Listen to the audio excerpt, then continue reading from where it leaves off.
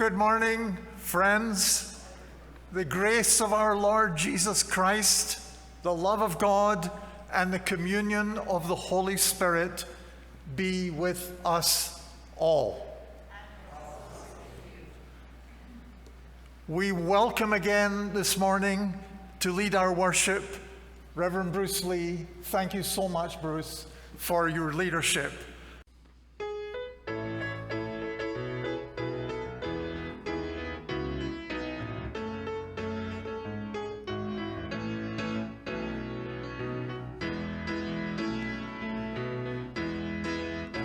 Like a healing stream in a barren desert, Spirit water bringing life to dusty earth.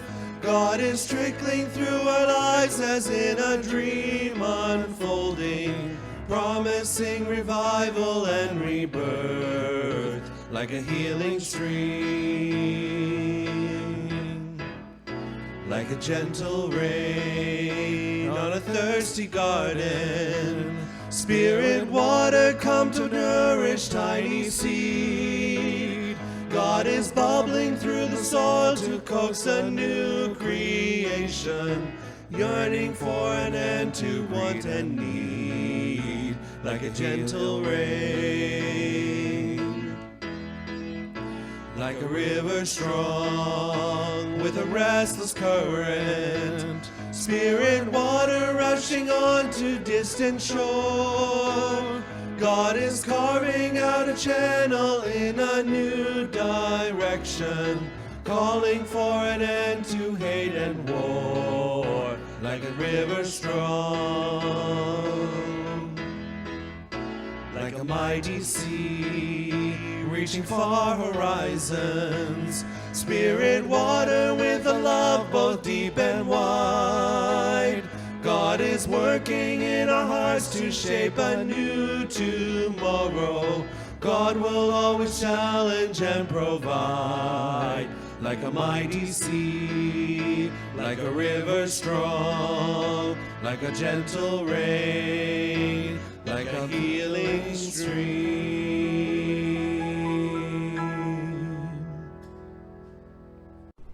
A reading of Proverbs, chapter 21, verses 1 through 15, and verse 21. I will be reading from the Message. Good leadership is a channel of water controlled by God. He directs it to whatever ends he chooses. We justify our actions by appearances. God examines our motives. Clean living before God and justice with our neighbors mean far more to God than religious performance. Arrogance and pride, distinguishing marks in the wicked, are just plain sin. Careful planning puts you ahead in the long run. Hurry and scurry put you further behind. Make it to the top by lying and cheating. Get paid with smoke and a promotion to death. The wicked get buried alive by their loot because they refuse to use it to help others. Mixed motives twist life into tangles. Pure motives take you straight down the road. Better to live alone in a tumble-down shack than share a mansion with a nagging spouse. Wicked souls love to make trouble. They feel nothing for friends and neighbors. Simpletons only learn the hard way, but the wise learn by listening. A God-loyal person will see right through the wicked and undo the evil they've planned. If you stop your ears to the cries of the poor, your cries will go unheard, unanswered.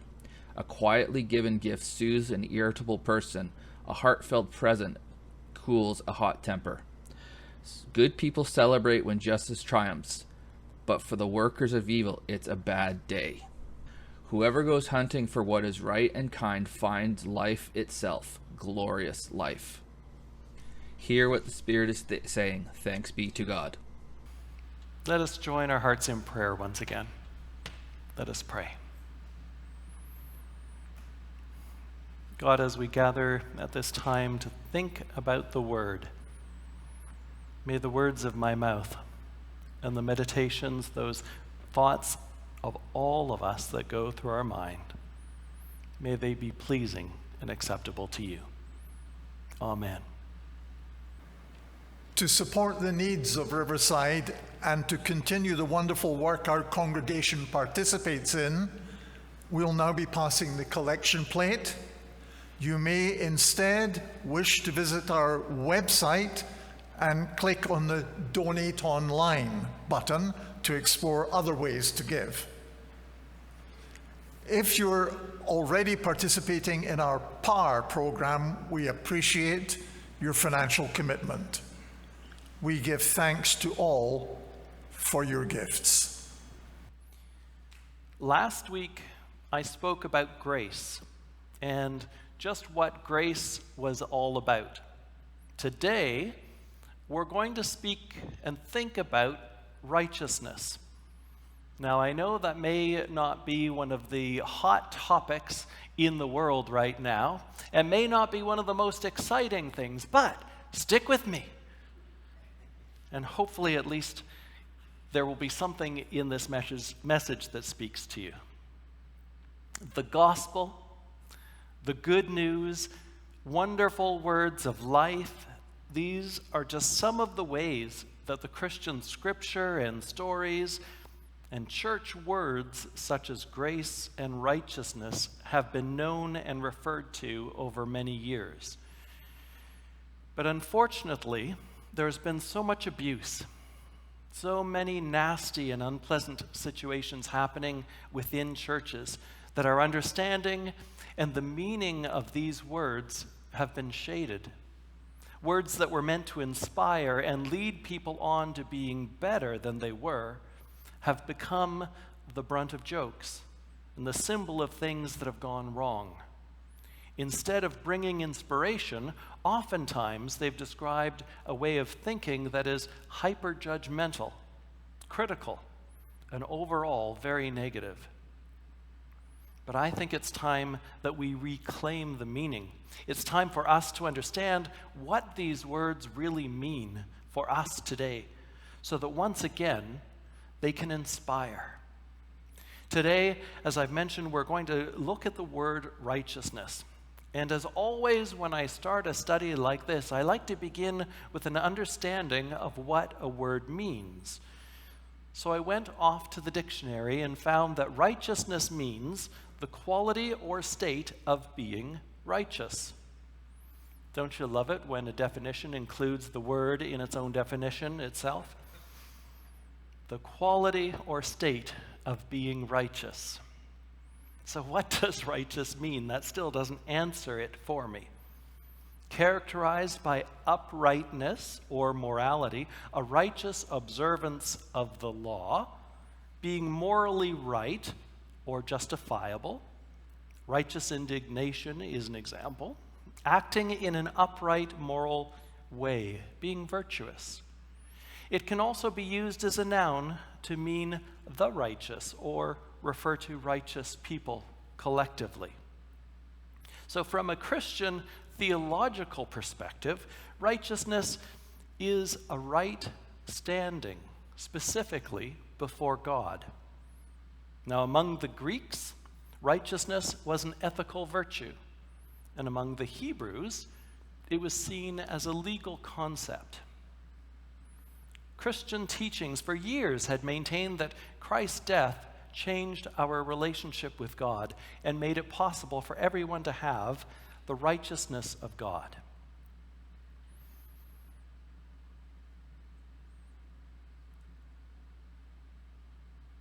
So rather simply put, to be righteous is defined as the quality of being morally correct and justifiable. It can be considered synonymous with rightness. Or even more simply put, doing the right thing. This is an age-old concept that's embedded deeply within many religions, going as far back as Abraham in Christianity, Judaism, and Islam.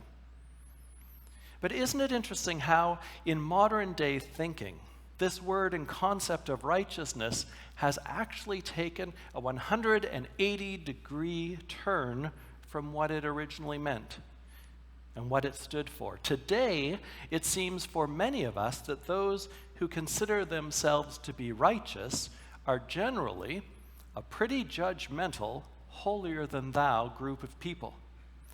People who quite honestly, at the worst, seem more bent on controlling the actions of others, and at the least, generally pointing out others' problems and faults in a critical way. Personally, I find it fascinating that righteousness, the act of living in a righteous way, living one's own life in a good and an upright way, living therefore in a way that is beneficial for yourself as well as others, has become synonymous with living a hypercritical life of judgment. How did that happen? Well, the answer is actually relatively easy. And it is in part tied into the original Abrahamic understanding of what it meant to be righteous. Ultimately, the theological understanding of righteousness or right living was a way of helping us understand that our actions, all of our actions, would be judged by God. And that in the end, it's our responsibility to ensure that our actions are the right actions given the situation. Therefore, in the end, God will judge us doing the right thing and leading a life that is pleasing to the Creator of all. People being people. The only little hiccup with this way of thinking, this theology, is that we often forget that it is God who's the judge of our actions, not us. How many times do we look at something that's happening around us, something that we hear about through gossip, or we read on Facebook, or see on some news feed, and we instantly judge what's going on? We may be miles away from what's taking place, but we know instantly who should be punished and what punishment it is that they should endure. And oftentimes, we don't keep this to ourselves either. No, we go back to Facebook, we post on YouTube or Instagram or Twitter, or pick up the phone or send an email, and we share our thoughts freely, our judgments, on what has taken place miles away, and what should happen next. Do we stop and think that there's always two sides to every story? That there's more to the story than what that brief 5-minute soundbite we were listening to has provided us? The answer is most times no, we don't. And here's the rub. Because people know us, and they know that we call ourselves Christian or spiritual people. They know that we believe in God. They read the things that we write, that we post, our comments that may be well-intended but partially informed, our judgments, and we reinforce their negative understanding of righteousness. Throughout Scripture, it's clear that judgment is God's and God's alone. And instead of judging others, as Christians, our job is to help foster love and connection. It might be helpful for us to remember those times when we ourselves have experienced misunderstanding when others judged us, and what that felt like. Jesus was very clear about this in his Sermon on the Mount, reminding us not to judge, as judgment is God's alone. Our task is to remember that in all things we are to love the Lord our God with all of our heart and with all of our soul and with all of our mind, and to love our neighbor as ourselves. What a great thing to remember. And what a relief, in fact.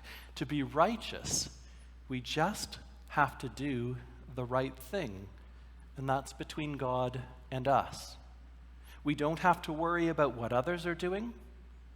We just have to do our best to love them as we love ourselves, as we practice our own healthy self-regard. I think that really takes the pressure off. As people of faith, we are called to be different. To remember Jesus' words, we are called to be the salt of the earth, giving flavor, and the light to the world, bringing light through the darkness to others. Therefore, we are called to be righteous people, people who do the right thing. And in fact, just a side note, for anyone who's a bibliophile who loves all those little details about the Bible, righteousness and righteous appear approximately 570 times in the Bible, depending on the translation that you're reading. So what does this mean to us today? In a very real way, this means just what it has always meant, that we are to be people that do right, that we are to focus not on others' behavior, but on our behavior, what we are doing and saying, and our relationship, our connection with God. We are not to focus on judging what we see other people doing. Perhaps this will help us think of this from another form or another perspective. This story about Leonardo da Vinci, as he was painting that iconic painting of the Last Supper. You see, he was 43 years old, and the Duke of Milan asked him to paint the dramatic scene of Jesus' Last Supper with his disciples. Working slowly and giving meticulous care to all of the details, he spent 3 years on the assignment. He grouped the disciples into threes, 2 groups on either side of the central figure of Christ. Christ's arms are outstretched and in his right hand, he holds a cup, painted beautifully with marvelous realism. When the masterpiece was finished, the artist said to a friend, "Take a look at this and give me your opinion of what you see." And the friend said, "It's wonderful. The cup is so real, I can't take my eyes off of it." So immediately, Leonardo took a brush and drew it across the sparkling cup. He exclaimed as he did so, "Nothing shall detract from the figure of Christ." In very practical ways, being righteous means that nothing that we do should detract from the figure of Christ, of God in our lives. For example, this means stopping the gossip or the drama around us. When someone is so upset with someone else and wants to tell us about it, stopping them, lovingly suggesting that instead of talking with you, they go to that person and talk with them directly about what's upsetting them. Don't engage and listen to their gossip. Don't encourage them to go on. Don't add fuel to the fire of their anger, but encourage them to deal with their issue directly with the other person. Very practically, righteousness means doing the right thing as we see injustice around us. And there are so many situations, both large and small, where we see people being taken advantage of by others. We are aware of so many issues that need us to speak out. On a global basis, as we gain a better understanding of racism and systemic racism in our public institutions, we see the need for a caring voice from the people, calling on our leaders to do the right thing, to put measures in place that support all people. The same is true on the micro level on our everyday lives, where we see people struggling. The doctor who dismisses someone's concerns simply because they're a senior, or the landlord who's increasing the rent of by an unfair amount. A neighbor who's financially abusing a neighbor because they have become forgetful. We need to help advocate for those who can't advocate for themselves. And these are just a few examples, and I'm sure that each of us can come up with many on our own. This week I was asked by a church congregant if I could speak more of the aspects of healing within the congregation and steps to help the congregation to move forward. And this is exactly why I'm focusing on the aspects of grace and on righteousness, and next week on that of Christian love. Because you'll remember in August, I spoke about the fact that change is a natural part of life. And it can lead us to different places. And I asked that question, can we feel what we're feeling and still care about our sisters and our brothers who don't feel the same as we do at the same time? Can we still care for them? And then offered a way for us to do this as we were looking at living the greatest commandment. So in those 3 Sundays, we're looking at specific tools to help us navigate this time of change. And now, as we continue to do that, as we continue to listen to God's direction and focus as a spiritual community, we look at the why we do those things. Why should we care? We should care because of grace, because of righteousness, because of our call to love one another. If we pay attention to these things, if we practice them, we will heal much faster if we actually put our faith into action and not just talk about it. So it's important that we remember God's grace, what a blessing it is and how it can help others.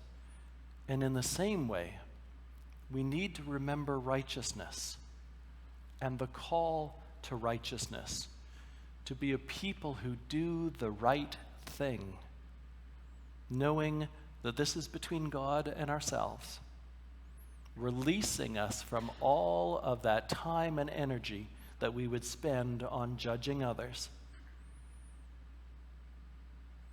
calling us into right action for all people. So next week, my last week with you, we're going to ask the question, what is Christian love? May God use this time to speak to each one of us. Amen.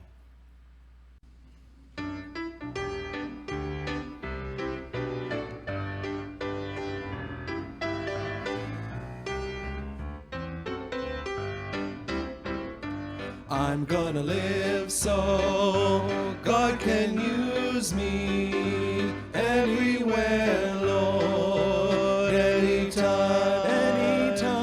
I'm gonna live so God can use me anywhere, Lord, anytime. I'm gonna work so God can use me anywhere, Lord, anytime. I'm gonna work so God can use me anywhere, Lord, anytime. I'm gonna pray so God can use me everywhere, Lord, anytime. I'm gonna pray so God can use me anywhere, Lord, anytime.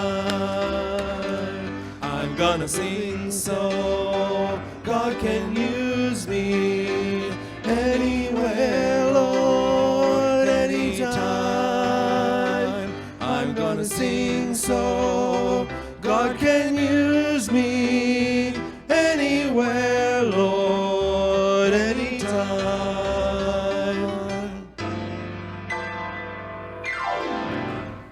As we leave this time of worship and we enter into our weeks, our time of service, of real service, may the beauty of God be reflected in our eyes.